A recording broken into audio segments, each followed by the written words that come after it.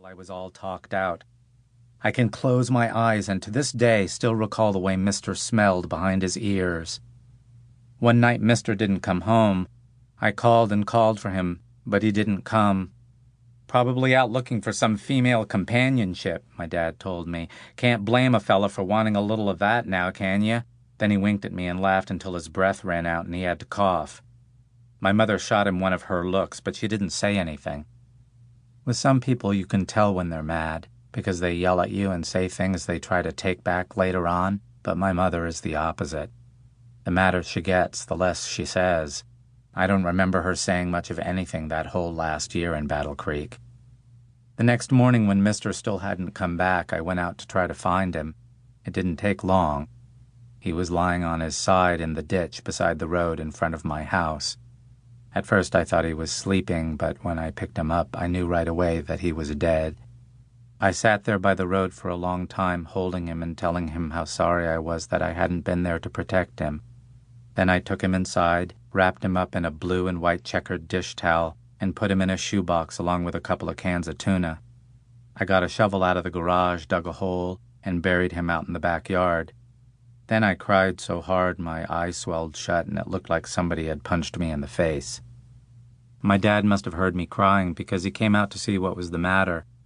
I told him about Mister, and he said something about how he was just an old stray anyway, and there were plenty more where that one had come from. I guess he was trying to make me feel better, but instead I got mad and told him to go away, just go away. It was about a week later that my dad took off with a cashier from the Micromart, leaving my mother and me to fend for ourselves. There's a saying about bad things coming in threes.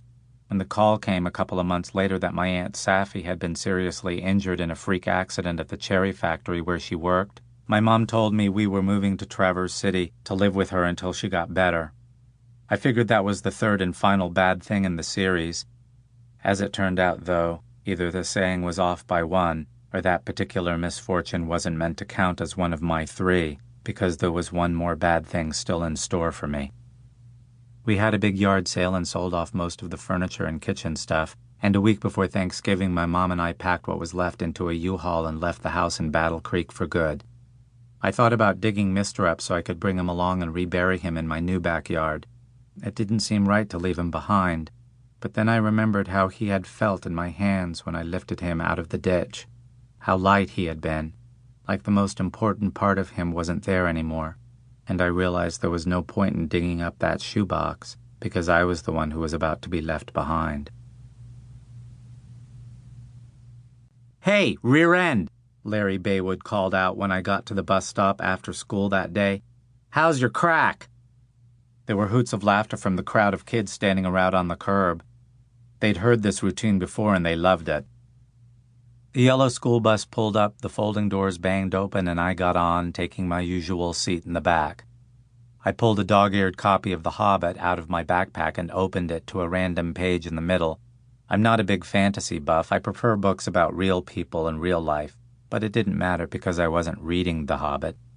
I never read for real on the bus. I only pretended to. It wasn't safe to read.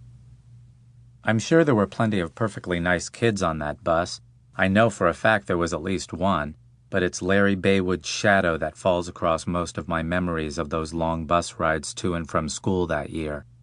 Larry was ugly inside and out, with one of those pushed-in kind of faces that looked like a crushed pop can. His front teeth were chipped and he had a lazy eye that sometimes rolled off to the side like a pool ball gliding toward a side pocket.